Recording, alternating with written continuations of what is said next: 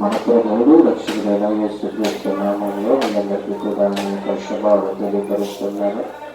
మీరందరూ కూడా సంతోషంగా ఉండాలని, దీవునికరంగా ఉండాలని, ఆశీర్వాదకరంగా ఉండాలని నా ఆశ, నా కోరిక, నా ప్రార్థన. బాగున్నారు కదా?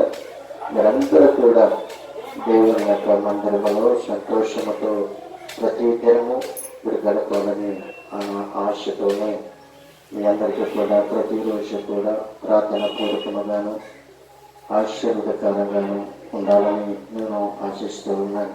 అలాగే మీ అందరి కొరకు నేను దేవుని యొక్క దైవజనుడిగా ప్రార్థన చేస్తూ ఉన్నాను. అలాగే నా కొరకు, నా పరిచర్య కొరకు, నా కుటుంబ కొరకు నేను వెళ్తున్న ప్రతి ఒక్క సువార్త నిమిత్తము కూడా మీరందరూ కూడా ప్రార్థన చేస్తూ ఉన్నారని నేను సంతోషిస్తూ ఉన్నాను. ఏది ఏమైనప్పటికీ కూడా మీ ప్రార్థన, నా ప్రార్థన దేవుడు ఆలకించి అద్భుత కార్యములు జరిగించాలని నేను ఎంతగానో సంతోషిస్తూ ఉన్నాను. అయితే ఈ రోజునే మనము కొద్ది నిమిషాలు దేవుని యొక్క మాటలు మనము ధ్యానించుకోబోతూ ఉన్నాం. చాలా విషయాలు ఉన్నాయి ఇక్కడ. ఆ చాలా విషయాలు కూడా మనము ఈ రోజునే గుర్తంగా దేవుని యొక్క వాక్యాన్ని మనం చదువుకొని ఆ మాటలు మనం ధ్యానించుకొని ఆ మాటలు మన జీవితంలో నెరవేర్చబడాలి. దేవుడు మాటలే నెరవేర్చబడాలి. దేవుని యొక్క సన్నిధిలో ఉండి మనము ప్రార్థన పూర్వకంగా కనిపెడితే దేవుడు అద్భుతమైన రీతిలో మన కుటుంబానికి ఆయన సహాయం చేయగల దేవుడు మనం ఏం చేయమన్నాడు? దేవుడు మన పట్లకున్న ఆయనకి ఉన్న ప్రేమతో ఈరోజు మనము చూద్దాం. రెండవగా దేవుడు ఆ ప్రాంతాన్ని ఏమి చేయబోతున్నాడో, ఆ ప్రాంతానికి ఆశీర్వాదం లేకపోతే, ఆ దేశానికి ఆశీర్వాదం లేకపోతే దేవుడు ఏమి చేయబోతున్నాడో అన్నది కూడా మనము దీంట్లోనే మనం చూడగలుగుతున్నాం. అయితే ప్రియమైన దేవుని బిడ్డలారా, పరిశుద్ధమైన లేఖనముల నుండి మరి ఆదికాండ గ్రంథంలోకి మనము వెళ్ళినట్లయితే 19వ అధ్యాయము మొదటి వచనము నుండి మనము దగ్గరగా 23 వచనాల వరకు మనము ధ్యానించుకుంటే అక్కడ ఆయన మనతో మాట్లాడుతూ ఉన్నాడు. ఈ యొక్క సంభాషణ చాలా అమూల్యమైనది కనుక ఈ మాటలు మనము చదువుకొని ధ్యానించుకుందాం. మీరు కూడా మీ పరిశుద్ధమైన గ్రంథాలు తెలిసి మీరు కూడా చదవండి. అందులో ఉన్నవు లేవో మీరు కూడా పరిశీలించండి. చదవటమే కాదు, ఆ యొక్క మాటలు మన హృదయంలో భద్రపరుచుకొని ప్రతిరోజు కూడా మనము ధ్యానించవలసిన వారమై ఉన్నాం. అయితే ఈ యొక్క 19వ అధ్యాయము మొదటి వచనం నుండి మనం చూసినట్లయితే ఆ సాయంకాలమందు ఇద్దరు దేవదూతలు సుధుమ చేరినప్పటికీ లోతు సుధుమ గవిని యొక్క కూర్చుని ఉండెను. లోతు వారిని చూసి వారిని ఎదుర్కొనుటకు లేచి సాష్టాంగ నమస్కారం చేసి, ఈ మొదటి వచనంలో ఒక మాట మనకి కనబడుతుంది. దేవుని యొక్క దేవదూతలు వచ్చినప్పుడు లోతు ఏం చేశాడు అనంటే సాష్టాంగ నమస్కారం చేస్తాడు. ఈ లోతు ఎవరికి దగ్గర అనంటే అబ్రహాము యొక్క సహోదరుడు. ఈ యొక్క అబ్రహాము యొక్క సహోదరుడు లోతు. అయితే లోతును అబ్రహాము దూరమైపోవడానికి కారణం ఏమిటి అని ఒకసారి ఆలోచిస్తే, అబ్రహాము యొక్క గొర్రెల కాపర్లకును లోతు గొర్రెల కాపర్లకును కలహము పుట్టినప్పుడు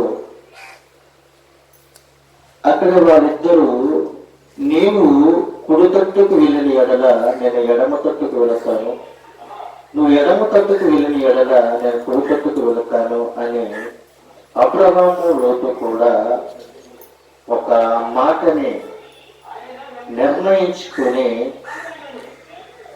అబ్రహాము ఒక దిక్కున ఉన్నాడు, లోతు ఒక దిక్కుకి వచ్చారు. వచ్చిన తర్వాత అక్కడ సొదొమ గోమొర యొద్ద కూర్చున్నట్లుగా మనం చూస్తూ ఉన్నాం. అయితే ఇద్దరు దేవదూతలు సొదొమ చేరినప్పటికీ లోతు కూర్చొని ఉన్నాడు. లోతు కూర్చొని ఉండి లోతు ఆ ఇద్దరి యొక్క దేవదూతని చూశాడు. చూసి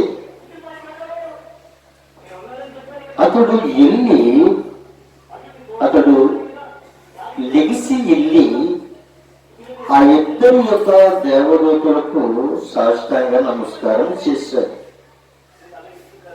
ఈ రోజుని మనం ఆలోచించుకున్నట్లయితే లోతు ఇద్దరు దేవదూతలకి నమస్కారం చేశాడు కదా, సాగలపడి నమస్కారం చేశాడు. కానీ ఇక్కడ మనం చూస్తున్నట్లయితే ఉదాహరణగా మనం కొన్ని నమస్కారాలు చూడవచ్చు. లోకములో చాలా నమస్కారాలు ఉన్నాయి. అమరుల వీరులకి మనం నమస్కారం చేస్తాం, వాళ్ళు మన దేశాన్ని కాపాడారని, మన దేశం కోసం వారు అమరవీరులు అయ్యారని, మన దేశాన్ని కాపాడటంలో వాళ్ళ ప్రాణాలు కోల్పోయారని వారికి మనం నమస్కారం చేస్తాం, సెల్యూట్ చేస్తూ ఉంటాం. రెండో నమస్కారము ఏంటి అంటే, ఆగస్టు 15 వచ్చిన తర్వాత ఆ ఆగస్టు 15 రోజున స్వతంత్రము మనకు వచ్చిందని ఆ యొక్క జాతీయ పతాకానికి మనం ఏం చేస్తామంటే నమస్కారం చేస్తాం, సెల్యూట్ చేస్తాం. మూడవదిగా మనం చూసినట్లయితే డాక్టర్ బిఆర్ అంబేద్కర్ మన కొరకు రాజ్యాంగాన్ని ఇచ్చి మన స్వేచ్ఛగా ఉండటం కొరకు, మన కొరకు అనేకమైన చట్టాలను తీసుకుని వచ్చారని ఆయనకు కూడా మనం ఏం చేస్తామంటే నమస్కారం చేస్తాము, అలాగే సెల్యూట్ కూడా చేస్తాం. అలాగే మనం ఇంకొక విషయాన్ని మనం జ్ఞాపకం చేసుకుంటే, పోలీస్ డిపార్ట్మెంట్లో వారు పనిచేస్తూ ఉన్నప్పుడు వాళ్ళ యొక్క పై అధికారులకు మనం ఏం చేస్తాము అంటే సెల్యూట్ చేస్తూ ఉంటాం. స్కూల్లో సార్లకు సెల్యూట్ చేస్తాం. సమాజంలో ఉన్న పలుకుబడులతో ఉన్న వ్యక్తులకి మనం ఏం చేస్తామంటే సెల్యూట్ చేస్తూ ఉంటాం, నమస్కారాలు చేస్తుంటాం.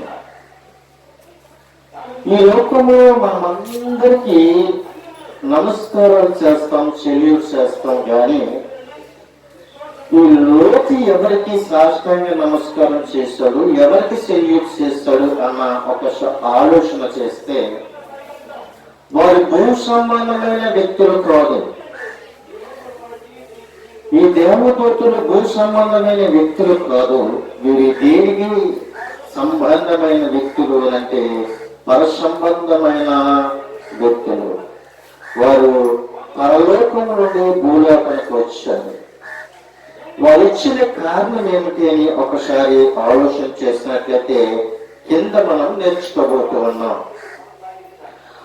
వారు ఆ ఇద్దరు దేవతలు ఎందుకని వచ్చారు, ఆ సొదొమ పట్టణానికి, ఆ గొమొర పట్టణానికి ఆ ఇద్దరు దేవదూతలు ఎందుకని వచ్చారో మన కింద మనము చూడబోతూ ఉన్నాం. కనుక అంటున్నాడు, లోతు అంటున్నాడు, ఆ ఇద్దరికి సాష్టాంగ నమస్కారం చేసి అంటున్నాడు కదా, నా ప్రభువులారా, నా ప్రభువులారా అని అడుగుతున్నాడు. నా ప్రభువులారా అని అడగటానికి కారణము, ఆ దేవదూతను ఎప్పుడైనా ఆ లోతు చూసాడా? లేదు. ఆ ఇద్దరు దేవదూతలను లోతు ఎప్పుడైనా చూశాడా అంటే ఎప్పుడు కూడా చూడలేదు. ఎందుకని ఈ లోతు ఆ ఇద్దరు దేవదూతల్ని నా ప్రభువులారా అని ఎందుకని అడుగుతున్నాడు అంటే, అతనికి అర్థమైంది వారి యొక్క తేజస్సును, వారి యొక్క నడవడికను, వాళ్ళ యొక్క మాటలు అతనికి అర్థమయ్యే రీతిలో వారి కనబడినట్లుగా ఉండొచ్చు. అందుకే లోతు అంటున్నాడు కదా, నా ప్రభువులారా దయచేసి మీ దోషుల ఇంటికి వచ్చి, ఏమంటున్నాడు లోతు? ఏమంటున్నాడు ఇద్దరు దేవదూతలతో?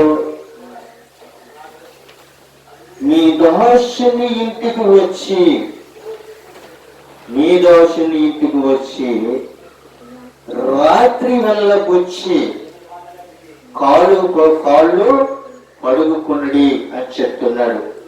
ఇక్కడ నాకు అర్థం కాంది ఏంటి అంటే, రాత్రి అన్నాడు, రెండోది కాలు పడుకోమన్నాడు. అంటే ఇంటిలోనికి రావడానికి కాలు పడుకోమన్నాడా? లేదంటే రాత్రి ఇక్కడ ఉండడానికి మీరు కాలు పడుకోండి అని అన్నాడా? లేక భోజనం సేదరిగా రండి అని కాలు పడుకోండి అని చెప్తున్నాడా? ఇక్కడ ఏంటి అని ఒకసారి ఆలోచించినట్లయితే, ఈ రాత్రి వెళ్ళబొచ్చటానికి మీరు కాలు కడుక్కోండి అని చెప్పి మీరు పెందల కాడే లేచి మీ త్రోవని వెళ్ళవచ్చును. అందుకు వారు అలాగా కాదు, నడివీధిలో రాత్రి ఏమంటున్నాడు? నడివీధిలో రాత్రి వెళ్ళబుచ్చునని చెప్పాడు. అయినను అతడు మిక్కిలి బలవంతము చేసినప్పుడు వారు అతని తట్టు తిరిగి అతని ఇంట ప్రవేశించరి. ఏం చేశాడు? ఉండమన్నాడు, కాలు పడుకోమన్నాడు. ఆ ఇద్దరు దేవదూతల్ని ఏం చేశాడంటే బలవంతముతో తన ఇంటికి తీసుకుని వెళ్ళాడు. తన ఇంటికి ఎలా తీసుకుని వెళ్ళాడు అంటే బలవంతముతో తీసుకుని వెళ్ళాడు. బలవంతముతో తీసుకుని వెళ్ళి ఆ లోకి ఇంటికి తీసుకుని వెళ్ళిన తర్వాత వారికి ఏం చేశాడంటే విందు చేసి, వారికి ఏం చేశాడు? విందు చేశాడు. ఏ విందు అక్కడ కనబడుతుంది? అక్కడ భోజనం పెట్టారా? లేదంటే ఏమైనా గొర్రెను వధించారా? లేదంటే ఒక పొట్టలను వధించారా? లేదంటే వరి భోజనం ఉండాడా? లేదంటే ఏదైనా అతనికి సంబంధించిన ఆహారం పెట్టాడా అని అంటే వారికి విందు చేశాడు. ఏంట విందు అంటే పొంగని రొట్టెలు కాల్చగా. ఏం కాల్చాడు? పొంగని రొట్టెలు కాల్చగా. ఎప్పుడైతే పొంగని రొట్టెలు కాల్చారో వారు ఏం చేశారంటే పొంగని రొట్టెలు వారు భోజనము చేశారు. వారికి సాష్టాంగ పడటమే కాదు, వారిని బలవంతముతో తన ఇంటికి పిలుచుకున్నాడు. ఇంటికి పిలుచుకుని ఆ యొక్క ఇద్దరు దేవదూతలకి ఏం చేశాడంటే విందు చేశాడు. విందు చేసి వారు భోజనము సిద్ధపరిచి చేసిన తర్వాత 4వ వచనంలోకి వచ్చినప్పటికీ వారు పండుకోక మునుపు ఆ పట్టణస్తులు అనగా సొదొమ మనుషులు, బాలురు, వృద్ధులు, ప్రజలందరూ నలుదిక్కుల నుండి కూడి వచ్చి ఆ ఇల్లుని చుట్ట వేసిరి. అక్కడ భోజనం చేశారు. భోజనం చేసి కనీసం వారు ఒక 10 నిమిషాలు కూడా నిద్రపోలేదు. 10 నిమిషాలు కూడా నిద్రపోలేదు. 10 నిమిషాలు కూడా నిద్రపోకుండా ఉన్నప్పుడు సొదొమ మనుషులు ఏం చేశారు అంటే, చిన్న పిల్లలు మొదలుకొని వృద్ధాపులున్న వాళ్ళందరూ కూడా ఏం చేశారంటే నల దగ్గర నుండి కూడా వచ్చి ఆ యొక్క లోతు ఇంటిని ఏం చేశారంటే చుట్టూ వేశారు, అంటే చుట్టుముట్టేశారు. లోతు ఏమన్నా దొంగ? లోతు ఏమన్నా దొంగ పని చేశాడా? లోతు ఏమన్నా పాపం పని చేశాడా? లోతు ఏమైనా అక్కడ అత్యాచారం చేశాడా? అంటే లోతులో ఏ యొక్క దోషం అక్కడ కనిపించట్లేదు. లోతులో అక్కడ ఏ అక్రమం కూడా అక్కడ కనిపించట్లేదు. ఆ సొదొమ గొమొర్ర దగ్గర ఉన్నప్పుడు దేవుని యొక్క దేవదూతలను చూసినప్పుడు వారికి సాష్టాంగ నమస్కారమే కాదు, ఇంటికి వచ్చి మీరు కాలు కడుక్కొని భోజనం చేయాలని సిద్ధపరిచాడు. వారికి భోజనం పెట్టాడు. కనీసం వాళ్ళని నిద్రపోవకుండా ప్రజలందరూ కూడా ఆ ఇంటిని చుట్టుముట్టేశారు.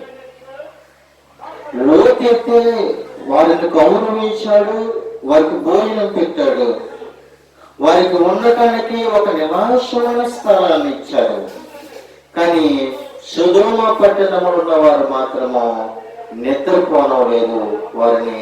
వాళ్ళు ఏం చేశారంటే ఆ యొక్క ఇంటిని చుట్టుముట్టినట్లుగా మనం చూస్తున్నాం. వచ్చిన వ్యక్తికి గౌరవించలేదు, వచ్చిన వ్యక్తిని ఆహ్వానించలేదు, కానీ వచ్చిన వ్యక్తికి భోజనం పెట్టలేదు, కానీ వచ్చిన వ్యక్తికి నమస్కారం చేయలేదు, కానీ సంటి బిడ్డలను మొదలుకొని వృద్ధాపం ఉన్న వారందరూ కూడా లోతు యొక్క ఇంటిని చుట్టుముట్టేసి అల్లరి చేసినట్లుగా చూస్తూ ఉన్నాం.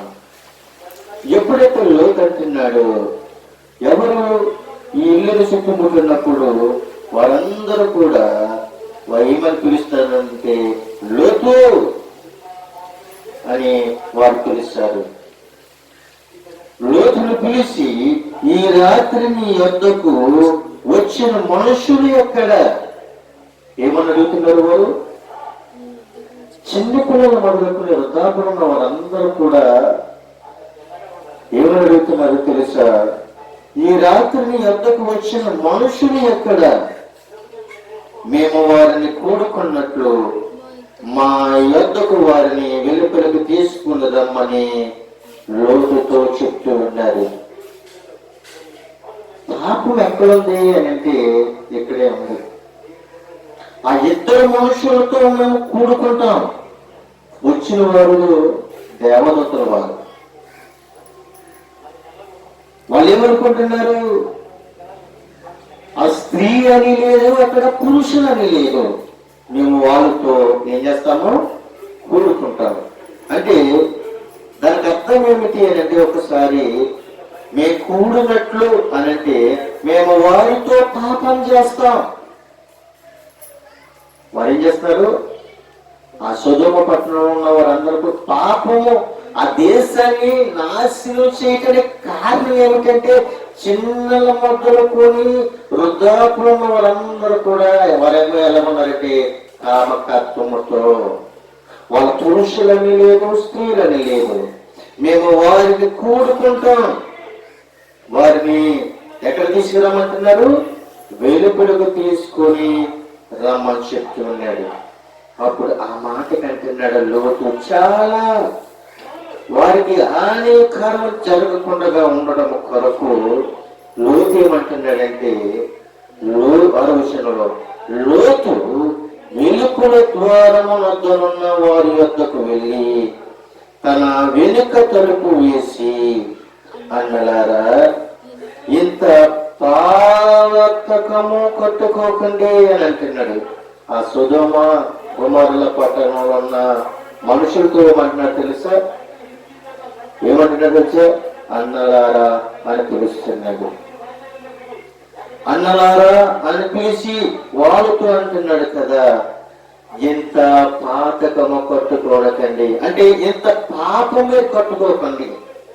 వాళ్ళు నా ఇంటికి వచ్చారు, వారు నా బంధువులు, వారు నా స్నేహితులు, వారు నమ్మి నా ఇంటికి వచ్చారు కనుక వారిని మీరేమీ కూడా చేయకండి, ఇంత పాపం మీరు కట్టుకోకండి అని వారిని ఏమని పిలుస్తున్నాడంటే అన్నలారా అని పిలుస్తున్నాడు. అన్నయ్య అనంటే ఎంత ప్రేమ అయినప్పటికీ కూడా వాళ్ళ యొక్క హృదయము ఎలాగ ఉన్నది అనంటే ఎలాగున్నదంటే కఠినముగా ఉండిపోయింది అని, ఇంత బాధకము కట్టుకోకండి. అయితే ఇదిగో పురుషులు కూడని 2 కుమార్తెలు నాకున్నారు. ఏమంటున్నాడు? పురుషుడిని ఎరిగిన స్త్రీలు 2 కుమార్తెలు నాకున్నారు.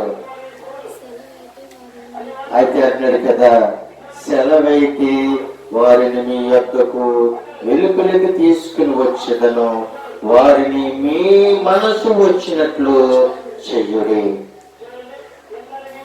నా ఇంటికి వచ్చిన మనుషులు మీరేమి చేయకండి, కానీ నా గర్భాన్ని పుట్టిన బిడ్డల్ని మీకు ఇస్తాను, వారు ఏం చేసుకుంటారో చేసుకోండి, వారిని ఏం చేసుకుంటారో చేసుకోండి, కానీ నా ఇంటికి వచ్చిన బంధువుల జోలికి మీరు వెళ్ళకండి. మీరు నా ఇంటికి వచ్చిన బంధువుల జోలికి కానీ, మీరు నా ఇంటికి వచ్చిన ఆ వ్యక్తుల జోలికి మాత్రము మీరు వెళ్ళకండి, ఈ పాపాన్ని మీరు కట్టుకోకండి అని ఆ యొక్క యువత అంటే ఉన్నప్పుడు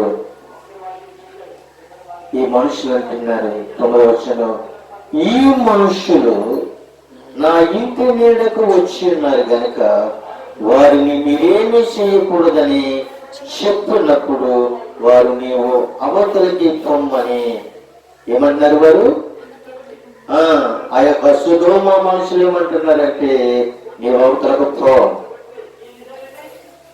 నీ అవతలకి పో అని అన్నప్పుడు వారు వీడెవడు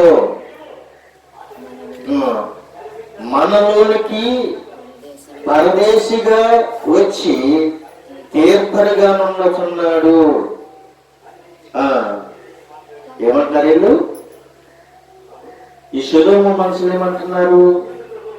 ఈ విధంగా మాట్లాడుతుంటే, నువ్వు ఎక్కడి నుంచో పొరుగురు నుంచి వచ్చావు, పొరుగురు నుంచి వచ్చి మాకు నువ్వు నీతి కౌరులు చెప్తున్నావా?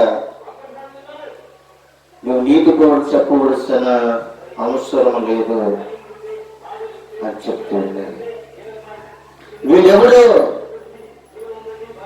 మనలోకి పొరుగురు నుంచి వచ్చాడు, పొరుగు ప్రాంతం నుంచి వచ్చాడు.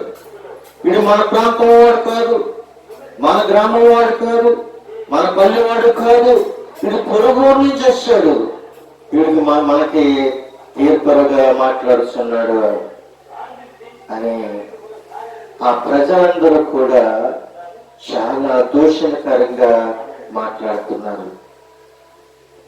కాగా వారికంటే నీకు ఎక్కువ వీడు చేసేదమని చెప్పి లోతు అను ఆ మనుషుల మీద దుమ్మిగా పడి తలుపులు బద్దలు కొట్టుటకు సమీపించరి.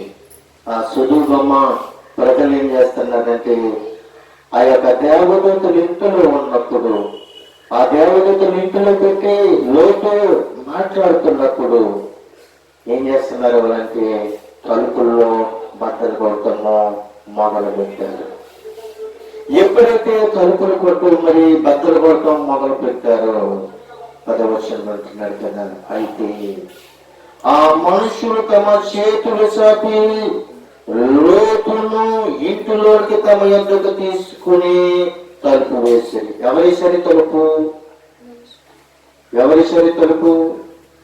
ఈ సొదొమ గొమొర్రా పట్టణంలో ఉన్న ప్రజలందరూ కూడా తలుపులు బద్దలు కొట్టి లోతుని కొట్టడానికి సిద్ధపడినప్పుడు ఆ లోనున్న 2 దేవదూతలు తలుపు తెరిచి ఆ లోతుని లోనకు తీసుకొని ఏం చేశారంటే తలుపులు వేశారు. తలుపులు వేసిన తర్వాత వారు చిన్నలు మొదలుకొని పెద్దల వరకు ఇంటి ద్వారము దగ్గరనున్న వారికి కనుమప్పు కలుగు చేయగా వారు ద్వారము కనుగొలేకపోయి ఇస్కిరి. ఏం చేసింది వీరికి? చిన్నలు మొదలుకొని పెద్దవారి వరకు కూడా ఈ యొక్క దేవదూతలు ఏం చేశారు అంటే వారికి కనుమప్పు కలుగు చేశారు. వాళ్ళు చీకటిలో కడుక్కునేలాగన దేవదూతలు వారికి చీకటి కళ్ళు మబ్బులు చేసేలాగన అక్కడ ఇద్దరు దేవదూతలు కూడా జరిగించినట్లుగా మనం చూస్తూ ఉన్నాం. అయితే 12వ వచనంలో అంటున్నాడు కదా, అప్పుడు మనుష్యులు లోతుతో, ఇక్కడ నీకు మరి ఎవరున్నారు? ఏమంటున్నారు? ఎవరు అడుగుతున్నారు ఈ మాటలు అంటే ఇద్దరు దేవదూతలు అడుగుతూ ఉన్నారు. ఇద్దరు దేవదూతలు అడుగుతున్నారు లోతుతో, ఇక్కడ నీకు ఎవరున్నారు అని అడిగినప్పుడు నీ అల్లులని, నీ కుమారుల్ని, నీ కుమార్తెలను ఈ ఊరిలో నీకు కలిగినదంతయు ఎలుకలకి తీసుకొని రమ్ము అని చెప్పినాడు. అంటే ఇక్కడ లోతుకు అల్లుళ్ళు ఉన్నారు, అలాగే కుమారులు ఉన్నారు, కుమార్తెలు ఉన్నారు. కానీ ఇక్కడ చూసినట్లయితే దేవుడు పెళ్లిళ్ళైన అల్లులకు కాదు, వాళ్ళకి వివాహం చేయలేదు. అక్కడికి లోతు యొక్క కుమార్తెలకు వివాహం మాత్రము చేయలేదు. వాళ్ళ కన్యకలే, వాళ్ళు ఏ పాపము చేయలేదు. అయితే ఇక్కడ చూస్తున్నప్పటికీ నీ అల్లులని, నీ కుమారులని, నీ కుమార్తెలని ఈ ఊళ్ళోనికి నీవు కలిగినదంతా ఎలుకలకి తీసుకొని రమ్ము అని ఎవరు చెప్తున్నారు అంటే ఇద్దరు దేవతలు చెప్తున్నారు. వారికి కోపము రప్పించారు, వారికి కోపము రప్పించారు. ఈ సొదొమ గొమొర్రాలో ఉన్న ప్రజలందరూ కూడా ఆ పట్టణము నాశనమైపోవటానికి కారణం ఏమిటి అంటే చిన్న పిల్లలు మొదలుకొని వృద్ధాపురం వారందరూ కూడా ఏ ఒక్కరు వచ్చినా, అది స్త్రీ అయినా కావచ్చు, అక్కడ పురుషులైనా కావచ్చు, అందరినీ పాడు చేయడానికి మాత్రమే ఆ పట్టణం ఉంది. కాబట్టి ఆ పట్టణాన్ని నాశనం చేయడానికి పరలోకం నుండి భూలోకానికి దేవుని యొక్క దేవదూతలు ఆ యొక్క సొదొమ గొమొర్రా పట్టణానికి వచ్చారు. వచ్చినప్పుడు ఈ యొక్క దేవదూతలు అంటున్నారు, నీకు ఎవరున్నారు? ఇక్కడ నీకు ఎవరున్నారు? నీ పట్టణంలో నీకు ఎవరున్నారు? నీ అల్లుళ్ళు ఉన్నారా? నీ కుమారులు ఉన్నారా? నీ కుమార్తెలు ఉన్నారా? ఎవరున్నారు? ఎవరన్నా ఉంటే తీసుకుని బయటికి వచ్చేయండి అని చెప్పినప్పుడు 13వ వచనం అంటున్నారు కదా, మేము ఈ చోటును నాశనము చేయవచ్చటమే. ఏమంటారు వారు? పెద్ద దేవతలు ఏమంటున్నారు? ఈ పట్టణాన్ని నాశనము చేయడానికి వచ్చాను, ఈ పట్టణంలో మీరు ఉండటానికి వీలు లేదు. వారిని గూర్చిన మొర యెహోవా సన్నిధిలో గొప్పగాను గనుక దానిని నాశనము చేయుటకు యెహోవా మమ్మను పంపించనని లోతుతో చెప్తూ ఉన్నాడు. చూడండి, ఆ ఇద్దరు దేవతలు ఎందుకు వచ్చారు? మరి కనీసం ఇద్దరు దేవతలు లోతు ఇంటికి వచ్చారు కదా అని ఆ సొదొమ గొమొర్రా పట్టణంలో ఉన్న ప్రజలందరూ కూడా వచ్చి అక్కడ ఏమన్నా వారిని గౌరవించారా? లేదంటే వారిని ఏమన్నా ప్రేమించారా? లేదంటే వారికి ఏదైనా ఆతిథ్యం ఇచ్చారా? లేదంటే రాత్రిగా చీకటిని వచ్చారు కదా అనుకుని వారికి ఏదైనా ఉండటానికి ఏదైనా ఒక సౌకర్యం చూసారా? లేదు. కానీ ఆ వచ్చిన యొక్క దేవదూతలని మేము పాడు చేస్తాము, వాళ్ళు మా పక్కలోనికి పంపించండి అని వాళ్ళు కఠినంగా మాట్లాడారు. చిన్నపిల్లలు అలాగే ఉన్నారు, వృద్ధులు కూడా అలాగే ఉన్నారు. అందుకే సొదొమ గొమొర పట్టణాన్ని నాశనము చేయడానికి యెహోవా మమ్మను పంపించాడు. అందుకే ఈ ప్రాంతానికి మేము వచ్చాం, అందుకే ఈ గ్రామానికి మేము వచ్చాం, అందుకే ఈ పల్లికి మేము వచ్చాం, అందుకే ఇంటిలో ఈ యొక్క గ్రామంలో ఉన్న ప్రతి ఒక్క ఇంటిని నాశనము చేయటానికి మేము వచ్చాము అని ఆ యొక్క దేవదూతలు చెప్పినప్పుడు లోతు బయటికి వెళ్ళి తన కుమార్తెలను పెండ్లాడనయ్యున్న తన అల్లులతో మాట్లాడి, లెండి, ఈ చోటును విడిచిపెట్టి రండి, యెహోవా ఈ పట్టణమును నాశనం చేయబోతున్నాడని చెప్పినప్పుడు, అయితే అతడు తన అల్లుల దృష్టికి ఎగతాళి చెయ్యని వాళ్ళ వలె ఉన్నాడు. నాయనా, ఈ పట్టణం చాలా పాపంలో ఉంది, చాలా ఘోరమైన ప్రమాదంలో ఉంది. అయితే మీరు నా అల్లుళ్ళు కాబట్టి, అయితే మీరు నా కుమార్తెలు కాబట్టి, మీరు నాశనం అయిపోవటానికి నాకు ఇష్టం లేదు కాబట్టి, ఈ గ్రామాన్ని, ఈ దేశాన్ని దేవుడు నాశనం చేయబోతున్నాడు కాబట్టి మీరు నాశనం అయిపోకండి, మీరు చనిపోకండి, మీ చనిపోవటానికి ఇష్టం లేదు అని తన అల్లులతోనూ తన యొక్క వ్యక్తులతో చెప్తున్నప్పుడు అల్లుళ్ళు ఏం చేశారంటే లోతును ఎగతాళి చేశారు. వీడికి ఏదైనా పిచ్చొచ్చిందేమో, ఈ దేశమంతా బాగుంటే నాశనం అయిపోద్దని చెప్తున్నాడు. సరి చెప్పావులే, ఎల్లు అని వాళ్ళు ఎగతాళి చేసినట్లుగా మనం చూస్తూ ఉన్నాం. అయితే 15వ వచనంలోకి వచ్చినప్పటికీ, తెల్లవారునప్పుడు ఆ దూతలు లోతును త్వరబెట్టి లెమ్ము, ఏమంటున్నారు? తెల్లవారిపోతున్నప్పుడు ఇద్దరు దేవదూతలు లోతుని కంగారు పెడుతున్నారు. లోతు నువ్వు లేకపోయా, నీవు లేగు. అయితే ఈ ఊరి ఏమై ఉన్నది? దోషణ శిక్షలో నశించిపోకుండా నీ భార్య ఎక్కడనున్న నీ ఇద్దరు కుమార్తెలను తీసుకుని రమ్మని చెప్పారు. ఊరేమైంది? దోష శిక్షణలో ఉంది, పాపంలో ఉంది, నశించిపోతున్న వ్యక్తులతోనూ ఆ యొక్క దేశమంతా నశించిపోవడానికి సిద్ధమై ఉన్నది. ఇక్కడ ఉండడానికి వీరు లేదు. నీ భార్యను తీసుకొని, నీ ఇద్దరు కుమార్తెలను తీసుకొని బయటకు వచ్చే అని చెప్తున్నారు. 16వ వచనంలో చూసినట్లయితే, తడవ చేశాను, అప్పుడు అతని మీద యెహోవా కనికర పడటం వలన ఆ మనుషులు అతని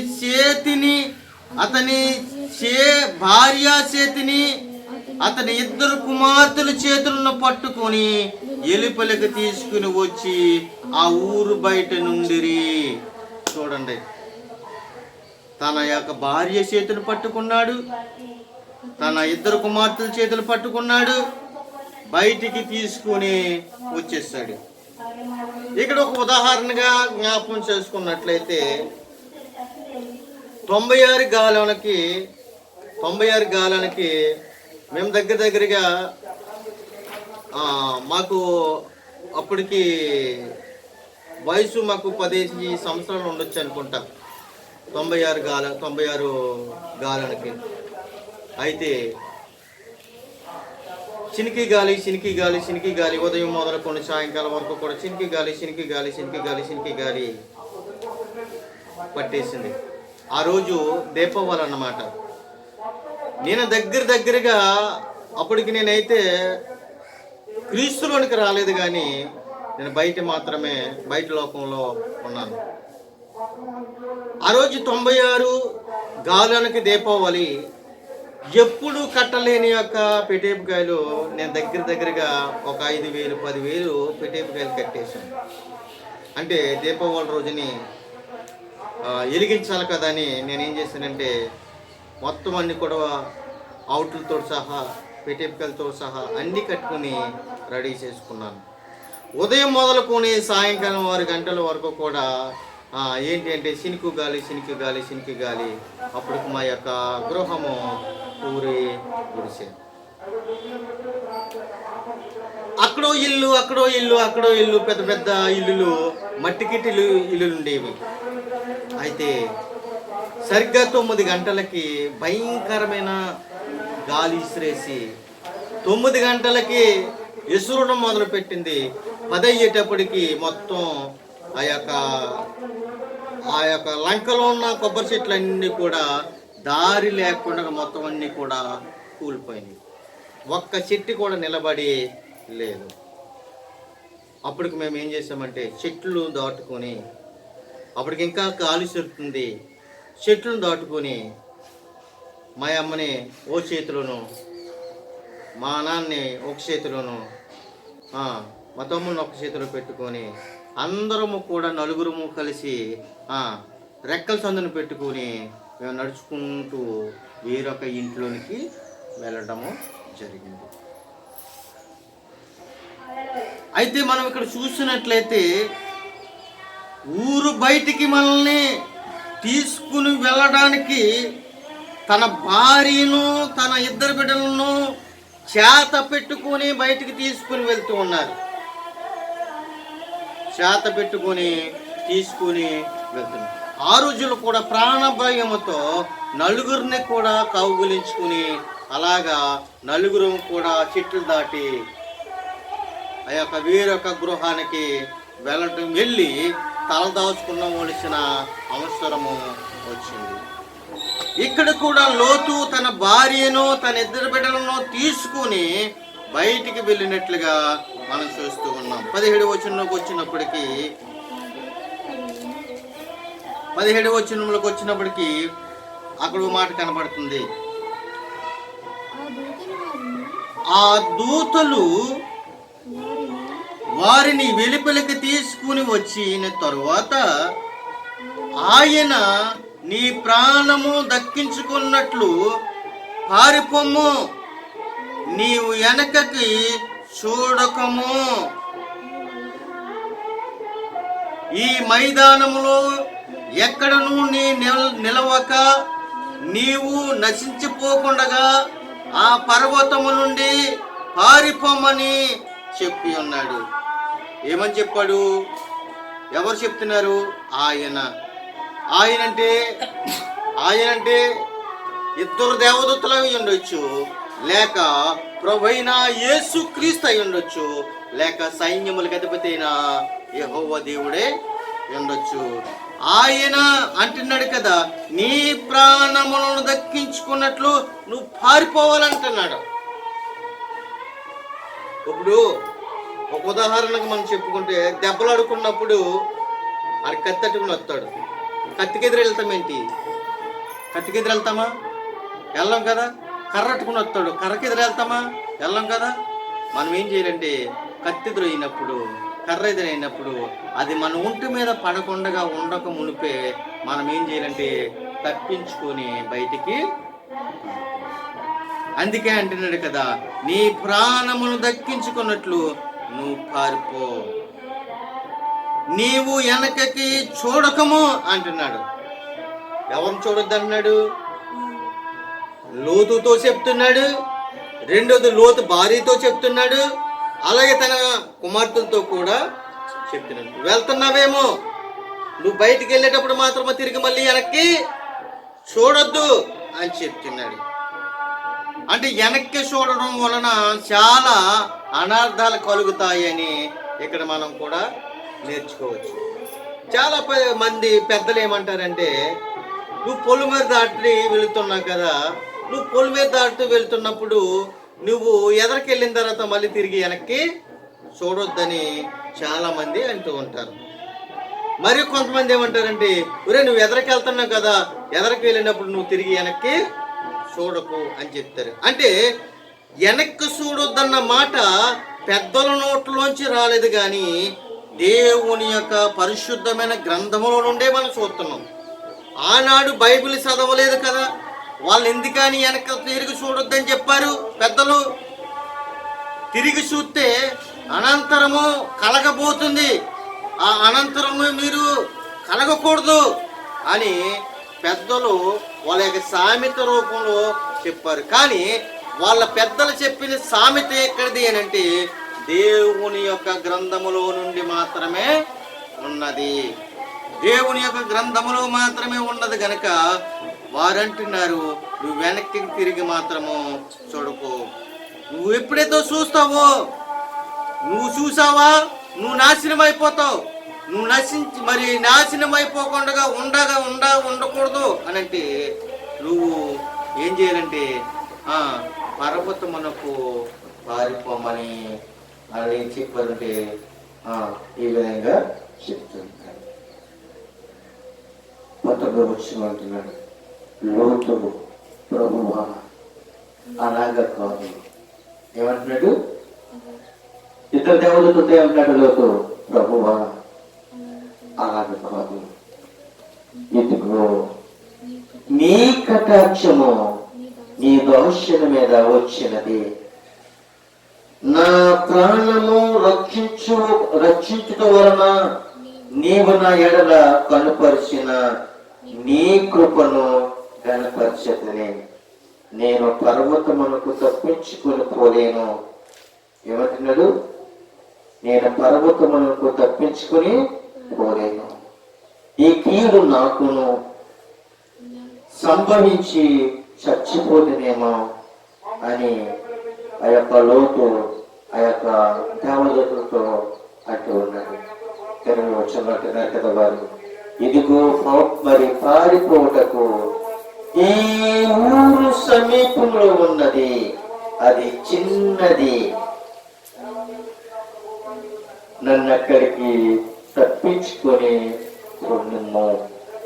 అది చిన్నది కదా, నేను బ్రతుకుదునని చెప్పినప్పుడు 21 వచనంలోకి వచ్చినప్పటికీ ఆయన అంటున్నాడు, ఇదిగో నీవు చెప్పిన ఊరు నాశనము చేయను. ఈ విషయంలో నీ మనవిని అంగీకరించదని అంటున్నాడు. లోతు ఏమన్నాడు? చిన్నది, అది చిన్నది కదా, నేను బ్రతుకుదనని చెప్పినప్పుడు అప్పుడు ఆ యొక్క ఇద్దరు దేవతలు అంటున్నారు, ఆ ఊరిని నేను నాశనము చేయను. నీవు త్వరపడి అక్కడికి తప్పించుకొని పోము, నీవు అక్కడ చేరి వరకు నేనేమీ చెయ్యలేదని అందుచేత ఆ ఊరికి సోయారు అని పేరు పెట్టను. సోయారు అన్న మాటకి ఆ యొక్క ప్రాంతం పేరు ఏమిటి అంటే చిన్నది. సోయారు అన్న ప్రాంతానికి ఏంటి అంటే అర్థం ఏమిటంటే చిన్నది. ప్రియమైన దేవుని కూడా ఆ సోయారికి అనగా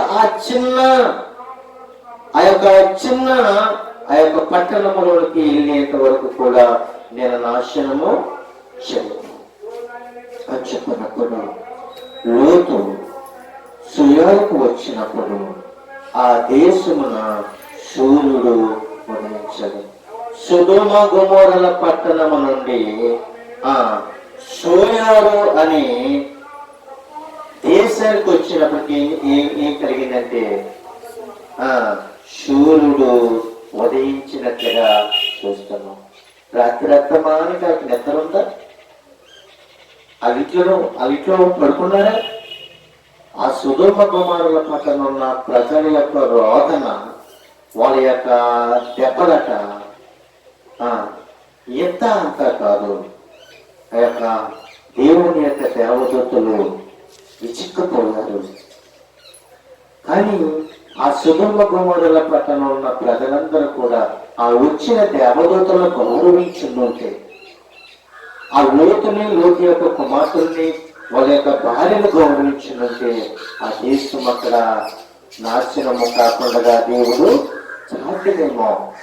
కానీ వచ్చిన వారు ఎవరో అనుకొని వాళ్ళని నేను పాడు చేస్తాం, వాళ్ళని నేను కూడుకుంటాం, మా ఎద్దకు పంపించండి అని అక్కడ లోతును ఆ యొక్క దేవదూతలను విసిగించినట్లుగా అక్కడ మనం చూస్తున్నాం. అయితే లోతు శరీరానికి వచ్చినప్పటికీ తెల్లవారినట్లుగా చూస్తున్నాం.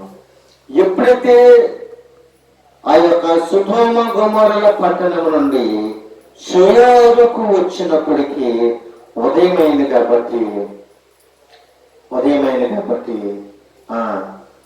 యెహోవా సొదొమ మీదను గొమొర్రా మీదను యెహోవా యొద్ద నుండి గంధకము అగ్ని ఆకాశం నుండి కురిపించి ఆ పట్టణములను ఆ మైదానం అంతటిని ఆ పట్టణములో నివసించిన వారందరినీ నేల మూలకులు అన్నిటినీ నాశనం చేసేసాడు. దేవుని స్తోత్రం. దేవునికి విరుద్ధంగా బ్రతికితే, దేవునికి నమ్మకస్తుడుగా నువ్వు లేకపోతే, నా శరీరం నా ఇష్టము, నా కళ్ళు నా ఇష్టము, నా నోరు నా ఇష్టము, నా చేతులు నా ఇష్టము ఇలాగని మనం అనుకుంటే కనీసము నిన్ను బట్టి నీ దేశంలో నాశనం అయిపోతుంది. నిన్ను బట్టి నీ పట్టణము నాశనం అయిపోతుంది. నిన్ను బట్టి ఈ దేశంలో ఏ మొక్క కూడా మొలకోకుండా నాశనం అయిపోవడానికి కారణం ఎవరు అంటే మనుషులే. వాళ్ళు చేసిన పాపములను బట్టి ఆ యొక్క పట్టణం నాశనం అయిపోవాలన్నా, అక్కడ గట్టి మొలకపోవాలన్న కారణము ఆకాశం నుండి అగ్ని గంధకములు దిగి వచ్చి ఆ దేశం నాశనం అయిపోవటానికి కారణము ఆ పట్టణంలో ఉన్న ప్రజల వలనే అని మనము తెలుసుకుంటున్నాం. ప్రియమైన దేవుని యొక్క బిడ్డలారా, అయితే 26వ వచనంకి వచ్చినప్పటికీ వెనక్కి తిరిగి చూడొద్దన్నాడు కదా. మనం ఏం నేర్చుకున్నాము? వెనక్కి తిరిగి చూడొద్దన్నాడు కదా. 26వ వచనంలో ఆ చూడొద్దన్న దానికి ఇక్కడ నిదర్శనగా కనబడుతుంది. అయితే లోతు భార్య అతని వెనుక నుండి తిరిగి చూసి ఉప్పు స్తంభం అయిపోయింది. ఏమైపోయింది? చేతితో తన భార్యను పట్టుకున్నాడు, ఒక చేతితో తన పిల్లలను పట్టుకున్నాడు, బలవంతంతో తీసుకుని వెళ్తున్నాడు. వెళ్ళేటప్పుడు చెప్పారు ఇద్దరు దేవతలు, మీరు వెనక్కి తిరిగి చూస్తారేమో చూడకండి.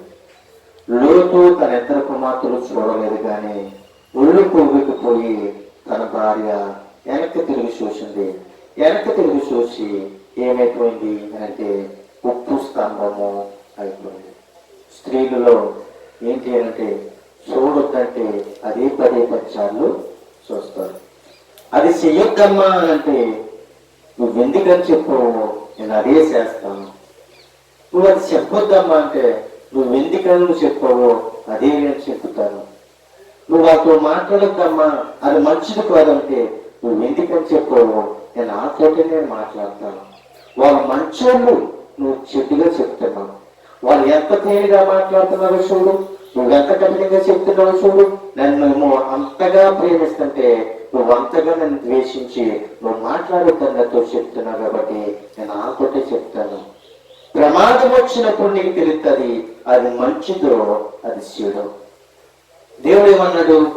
చూడొద్దు, నువ్వు వెనక్కి తిరిగి చూస్తే నువ్వేమైపోతావు, ఉప్పు స్తంభం అయిపోతావు అని చెప్పాడు.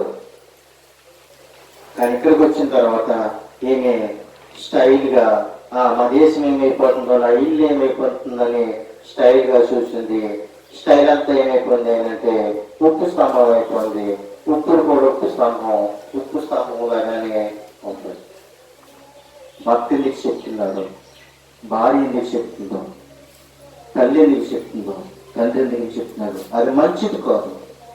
వాళ్ళు మంచోడు కాదు, వాళ్ళతో నువ్వు సాంగత్యం చేయకు, వాళ్ళ ఇంటికి నువ్వు వెళ్ళవద్దు, ఆ ఇల్లు మంచిది కాదు ఆ గ్రామానికి నువ్వు వెళ్ళొద్దు, ఆ గ్రామం మంచిది కాదు. ఆ దేశానికి నువ్వు వెళ్ళొద్దు, ఆ దేశం మంచిది కాదు అని చెప్పినప్పుడు వెనకుండగా వెళితే ఆ దేశంలో ఏదన్నా ప్రమాదం జరిగినప్పుడు, ఆ పట్టణంలో ఏదన్నా ప్రమాదం జరిగినప్పుడు, అయ్యో ఆయన చెప్పాడే నేను వెళ్ళాను ఇరుకులో పడిపోయానే అని గొంతులు వేసినప్పుడు, అయ్యో తాగొద్దని చెప్పాడే నేను తాగానే, నేను గొంతులేద్దని చెప్పాడు నేను గొంతులు వేసానే, సమస్య పీకల మీదకి వచ్చిన తర్వాత మనమేమి చేయాలి? దేవుడు చెప్పింది చెప్పినట్లుగా మనం చేస్తే అక్కడ మనం ఏం చేస్తాం? మనకు దేవుడు చెప్పింది చెప్పినట్లుగా మనం చేస్తే మనం రక్షింపబడతాం. లేకపోతే లోతు దారేలాగా ఉప్పు స్తంభముగా నిలబడిపోతాం. బ్రతికున్న మనం కూడా ఎందుకు పని చేయము? కానీ ఇక్కడ అంటున్నాడు కదా, తెల్లవారినప్పుడు అబ్రహాము లేచి తాను యెహోవా సన్నిధిని నిలిచిన చోటుని వచ్చి సొదొమ గొమొర్రా తట్టు ఆ మైదాన ప్రదేశము యావత్తును చూడగా, ఇదిగో ఆ ప్రదేశము పొగ ఆవము పొగవలి లేచుచుండెను. దేవుడు ఆ మైదానపు పట్టణములను పాడు చేసినప్పుడు దేవుడు అబ్రహామును జ్ఞాపకము చేసుకొని లోతు కాపురమున్న పట్టణమును నాశనము చేసినప్పుడు ఆ నాశనము మధ్యన లోతు నశించకుండగా అతనిని తప్పించాడు. ఎవరిని జ్ఞాపం చేసుకున్నాడు? అబ్రహాము జ్ఞాపం చేసుకున్నాడు, దేవుని యొక్క దేవదత్తులు. అందుకే అబ్రహాము యొక్క సహోదరుడే లోతు కాబట్టి అబ్రహామును జ్ఞాపం చేసుకొని లోతుని ఆ దేశంలో ఉండకుండా సోయారుకు పంపించినట్లుగా చూస్తూ ఉన్నాం. ఈ రోజు నీ ఒక ఉదాహరణగా అని చెప్పుకోవచ్చు. అబ్రహామును బట్టి లోతు విడిపింపబడ్డా, లోతును బట్టి అబ్రహాము విడిపింపబడ్డా అని అంటే అబ్రహామును జ్ఞాపం చేసుకున్నాడు కాబట్టి లోతు ఆ ప్రాంతంలో నాశనం అయిపోకుండా విడిపింపబడ్డాడు. ఒక ఉదాహరణగా మనం చూసినట్లయితే మనం జ్ఞాపం చేసుకోవచ్చు.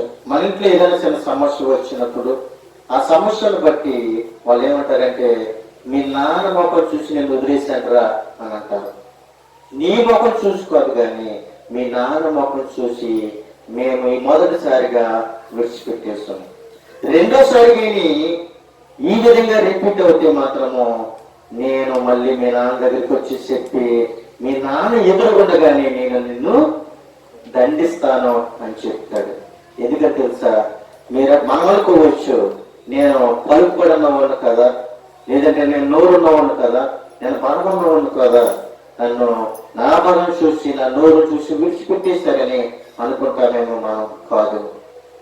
నీ యొక్క తండ్రి యొక్క మాటను బట్టి, నీ తండ్రి యొక్క ఆలోచనను బట్టి, నీ తండ్రిని బట్టి, నడవడికను బట్టి నిన్ను క్షమించి విడిచిపెట్టాడు కానీ నిన్ను నాశనం చేయడానికి మాత్రము కాదు. ఒక అవకాశం దేవుడు నీకు ఇచ్చాడు అంటే మనం ఎంత ధన్యులమో. అవకాశాన్ని ఇచ్చాడు కానీ లోతు భార్య మాత్రము వినియోగించుకోలేదు. లోతు యొక్క కుమార్తెలు వినియోగించుకున్నారు, వారు రక్షింపబడ్డారు. ఎంతో కష్టపడి తన భార్యని చెయ్యి పట్టుకుని లాక్కిని వెళ్తున్నాడు, తన కుమార్తెలు చెయ్యి పట్టుకుని లాక్కిని వెళ్తున్నాడు. కానీ భార్య అన్నది, నేను యాక్సిడెంట్ పనులు ఏంటి, నా చెయ్యి లాక్కి వెళ్ళాలేంటి, నేను రాలేనేంటి, నువ్వు ఎందుకని లాగాలి అని వెనక్కి తిరిగి చూసింది. మార తల్లి ఉప్పు స్తంభం అయ్యి అక్కడ ఉప్పు స్తంభంగానే నిలబడింది. కానీ లోతు యొక్క కుమార్తెలు బయటికి వెళ్ళినట్లుగా చూస్తాం. దేవుడు ఎందుకని చెప్తాను అది మనం వినాలి. భార్య ఎందుకని చెప్పిందో భర్త వినాలి. భర్త ఎందుకని చెప్పాడు భార్య వినాలి. కుటుంబం ఎందుకని చెప్పిందో, కుటుంబ యజమానులు ఎందుకు చెప్పాడో అది మనము వినాలి. వినకపోతే జరిగే పరిణామాలు ఎలాగే ఉంటాయని మనం తెలుసుకుని ప్రభు సన్నిధిలో సాగినట్లయితే దుఃఖమునకు కాదు కానీ మనము సాష్టాంగ నమస్కారము పడాలి. ఎవరికి అంటే మన ప్రభు అయిన దేవునికి సాష్టాంగ నమస్కారము చేయాలి. మన్నింటికి వచ్చిన దైవచనులను మనము గౌరవించాలి, ప్రేమించాలి. ఆదిత్యము ఇచ్చినప్పుడే నీవు, నీ ఇల్లు, నీ గ్రామం, నీ పట్టణము ఆశీర్వదకరంగా ఉంటుంది, దీవెనకరంగా ఉంటుంది. అదే విధంగా నువ్వు ఆశీర్వదకరంగా దీవెనకరంగా ఉండకూడదు అని అనుకుంటే నువ్వెవరిని కూడా గౌరవించవలసిన అవసరము లేదు. నువ్వు గౌరవిస్తే నీ ఇంటికి మంచిదే, మన కుటుంబానికి మంచిదే, మన గ్రామానికి మంచిదే. గౌరవించేవారిలాగా ఉండాలి కానీ గౌరవం తప్పేవారిలాగా ఉండకూడదని తెలియపరుస్తూ నా మాటలు ముగిస్తూ ఉన్నాను. కొద్ది మాటలు దేవుని దీవించి ఆశీర్వదించునుగాక. ఆమేన్.